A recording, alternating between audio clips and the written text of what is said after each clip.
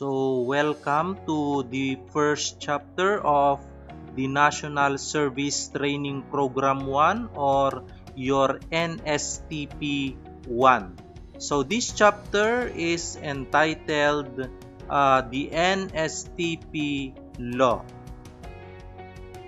So, why do you need to take or enroll the National Service Training Program or NSTP? Okay, so to answer this question, okay, we need to study the background information on the establishment, legal and historical backdrop of the NSTP. And also, we need to study the components of the NSTP with emphasis on the civic welfare training service or your CWTS. Okay, and also the National Service Training Program or your Republic Act 9163, the Flag Heraldic Code of the Philippines or your Republic Act 8491, the Volunteer Act of 2007 or your Republic Act 9418, and of course, the Higher Education Act of 1994 or your Republic Act 7722. Okay, so the objectives of the first chapter is to trace, okay, the historical and legal background on the establishment of the NSTP. Number 2 is to identify the laws related to the establishment of the NSTP. Number 3 is to discuss the objectives of the different components of the NSTP with emphasis on the CWTS. And lastly, to relate the importance of the NSTP in helping the community and the nation. Okay, so we have here the introduction of the NSTP law. Okay, so historically class, many human civilizations emerge from wars between clans or tribes. Okay, so the most common cause is competition for territories and natural resources. Okay, so the clan or tribe with superior military weapons and strategies or tactics oftentimes turn out to be a conqueror. Okay, so what will happen? The weaker clan or tribe is destroyed. So others who were defeated were turned to be slaves or absorbed into new empire. Okay, so ganyan yung nangyari noon. Okay, so because of this reason, class, the military has become an indispensable social institution. So meaning, when we say indispensable social institution, they reproduce themselves. Okay. So, before, okay, the function of military was used only to conquer other clans or states. Okay, but today, it became an instrument to preserve territories and to protect the people. Okay. So, we have here two forms of threat. Okay, we have internal threats and external threats. Okay, so your internal threats is or are threats to the security of the people that come from internal forces. Okay, so an example to this is your political, religious, or economic cleavages, schisms, or divisions resulted to rebellion, secession, or revolution. Okay, so that is, for example, class, the case of East Timor, okay, once a province of Indonesia. Okay, so ang nangyari kasi, class, okay, in-invade ng Indonesia ang East Timor. Okay, so the Indonesian invasion of East Timor is known in Indonesia as Operation Lotus. Okay? So, nung na-invade ng Indonesia yung East Timor, class, yung first month of occupation nila, yung mga Indonesian military, okay, face heavy insurgency. Okay, so yung mga labanan hindi natigil. Okay, until such time na nagkaroon ng votation, okay, ng mga East Timorese. Okay, so nagkaroon ng votation kung papayag yung mga naninirahan sa East Timor na magkaroon ng autonomy ang East Timor. Okay, so yung result ng votation is that majority of them ay gusto ng autonomy. Okay? So,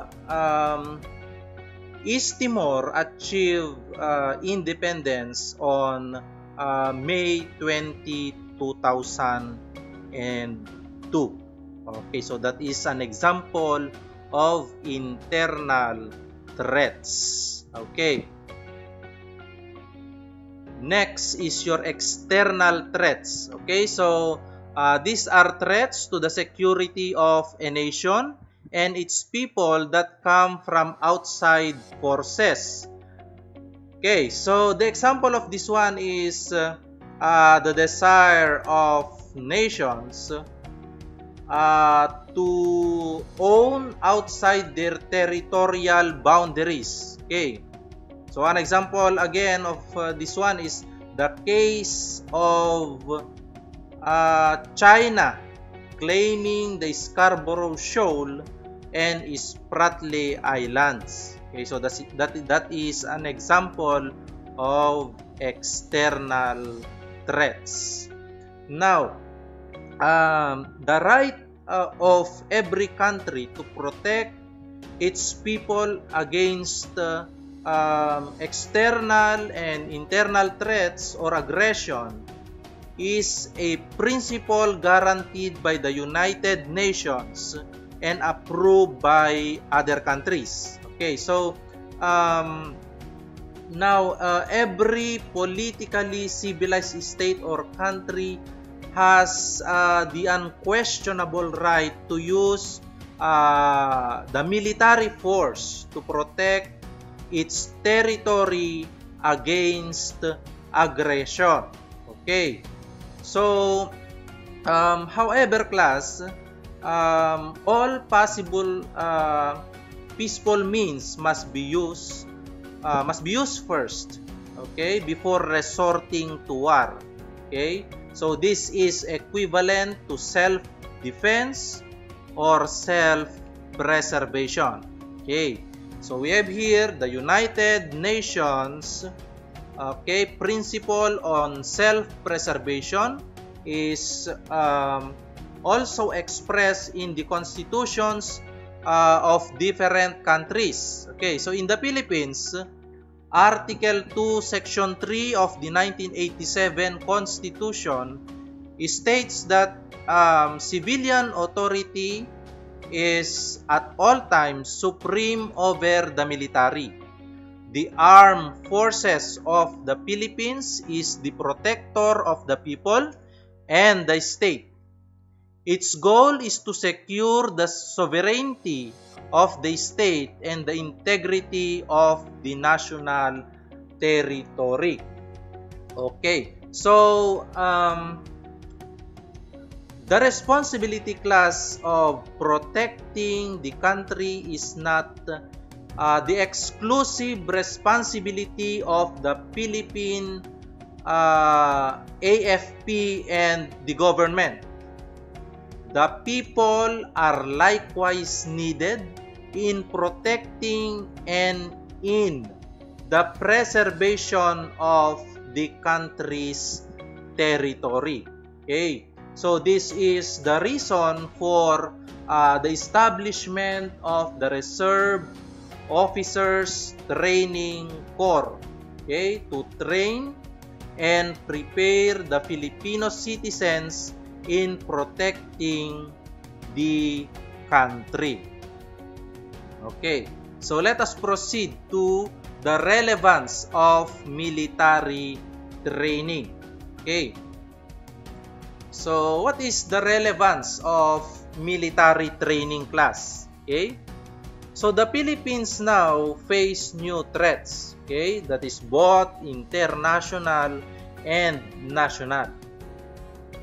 So the breakdown of national barriers or borders foster cooperation and amity among nations. Okay, so it means that there are still circumstances when internal problems, okay, such as religious cleavages, terrorism, epidemic are exported to other countries, making the problem global. Okay, so the best example to this is the COVID-19 pandemic. So the COVID-19 pandemic class is an epidemic that's spread over multiple countries.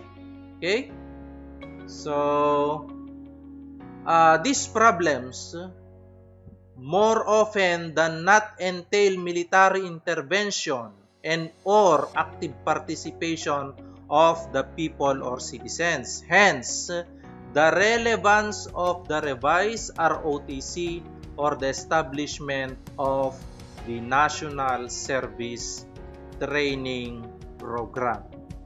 Okay, so that is the relevance of military training.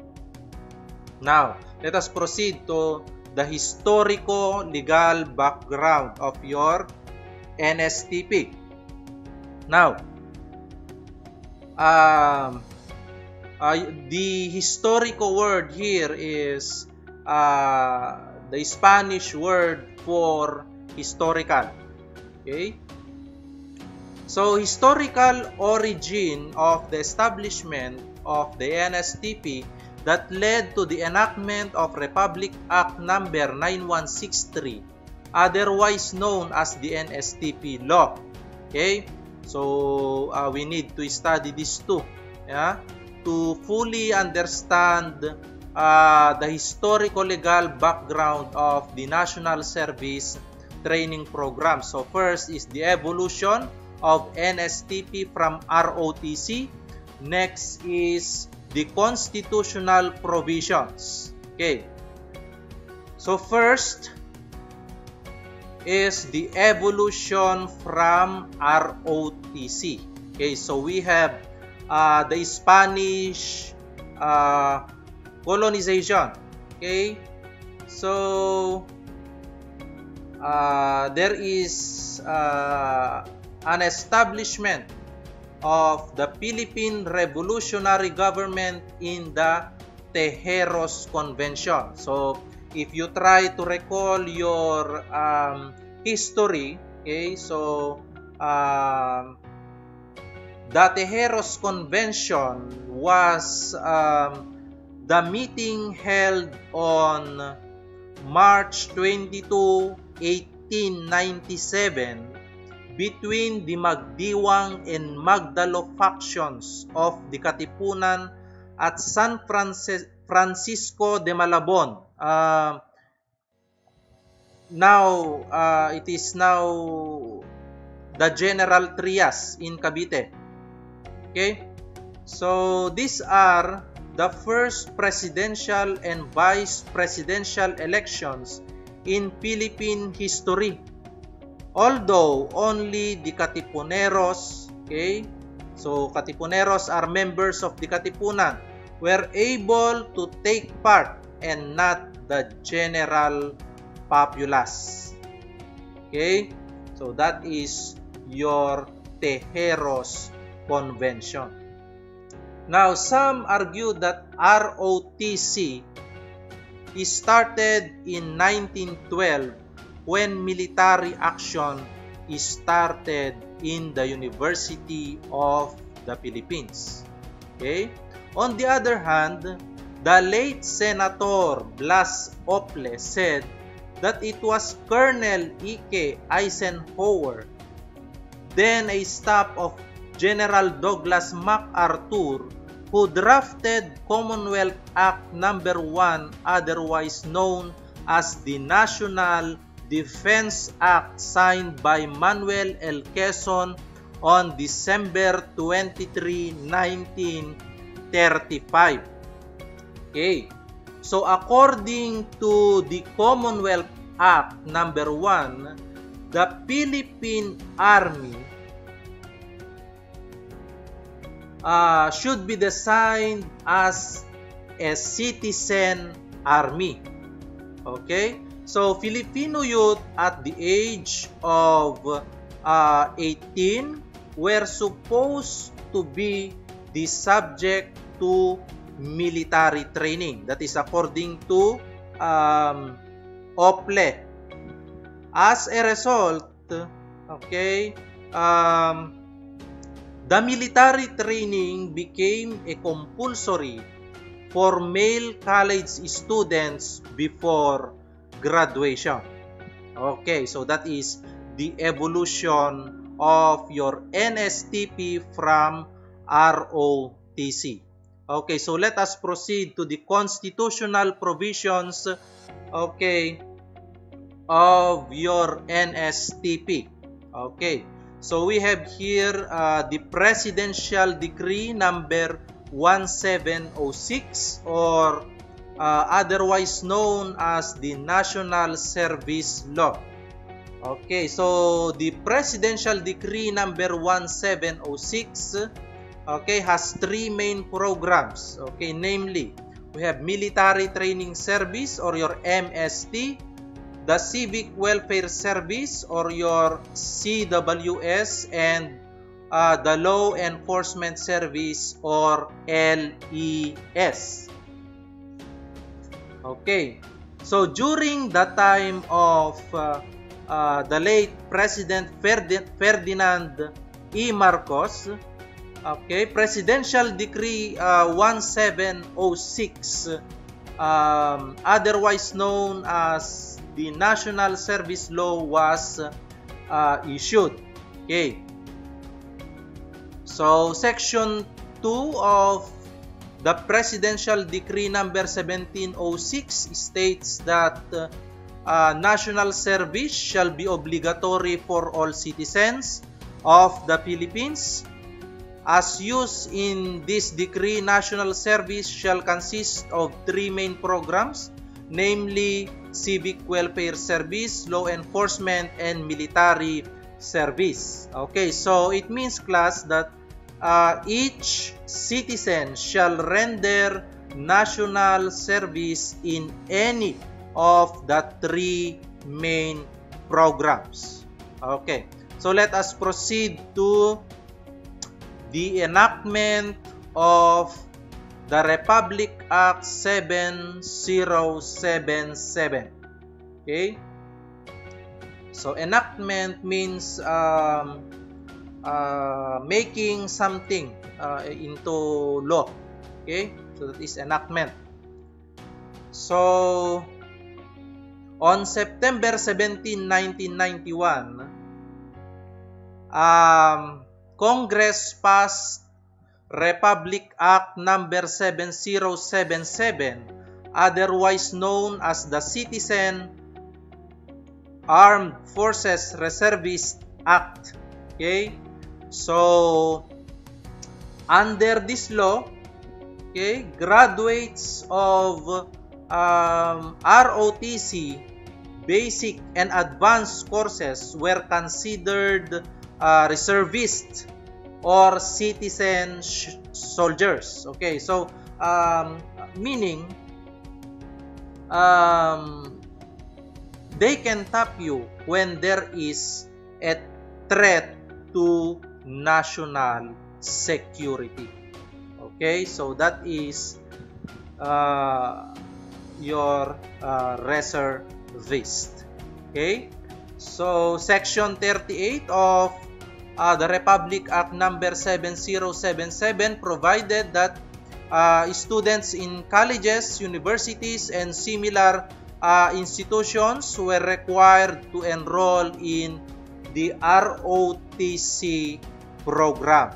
Okay, so it is in response to the call of the public for reforms in the ROTC programs. The Republic Act number 9163 was passed and signed into law by President Gloria Macapagal Arroyo on January 23, 2002 and was implemented in school year 2002 to 2003. Okay, so that is the enactment of the Republic Act 7077 or the Citizen Armed Forces Reservist Act. Now, let us proceed to the enactment of the Republic Act 9163, okay, or your NSTP law. Okay, so what is RA 9163, otherwise known as the National Service Training Program Act of 2001. Okay, so it is a newly mandated program in the curricula of all baccalaureate degree courses of at least 2-year technical, vocational, or associate courses in state universities and colleges, or that is SUCs, private higher and technical vocational educational institution, and is a requirement for graduation in compliance with Section 4 of the Republic Act number 9163. Okay, and Section 4, Rule 3 of the Implementing Rules and Regulations. Okay, so NSTP class is geared towards activities that have social impact through activities that could contribute to health, okay, what else? Education, environment, and of course, the morals of the citizenry. Okay, so what is the legal basis of the National Service Training Program class? Okay, so the National Service Training Program or NSTP law or RA 9163, also known as an act establishing the National Service Training Program for tertiary level students, amending for the purpose of Republic Act number 7077 and Presidential Decree number 1706 and for other purposes, was enacted last January 2002 to amend the expanded ROTC. This program aimed to enhance civic consciousness and defense preparedness in the youth by developing the ethics of service and patriotism while undergoing training in any of its 3 program components, specifically designed to enhance the youth's active contribution to the general welfare. Okay, so under the NSTP program class, both male and female college students of any baccalaureate degree course or technical vocational course in public or private educational institution are obliged to undergo one of the 3 program components for an academic period of 2 semesters. Okay? So the students, however, are free to choose which particular program component to take. Okay, so that is the legal basis of the National Service Training Program. So, what is the guiding principle of this act? Okay, what is the guiding principle of this act? While it is the prime duty of the government to serve and protect its citizens, in turn, it shall be the security of all citizens to defend the security of the state. And in fulfillment thereof, the government may require its citizen to render personal military or civil service. Okay, we call that your civil service. Okay, so that is the guiding principle of this act. Okay, so what is the guiding principle of NSTP on the role of the youth? Okay, so I repeat, what is the guiding principle of NSTP on the role of the youth?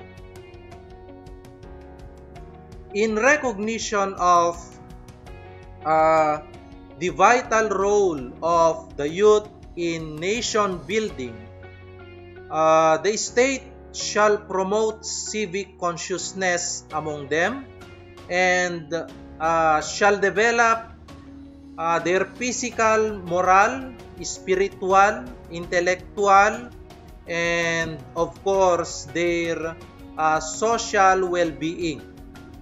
Okay, so it shall inculcate the ideas of patriotism, nationalism, and advance their involvement in public and civic affairs. Okay, so as the most valuable resource of the nation, they shall be motivated, trained, organized, and involved in military, literacy, what else, civic welfare programs, and other similar endeavors in the service of the nation. Okay, so that is the guiding principle of the NSTP on the role of the youth.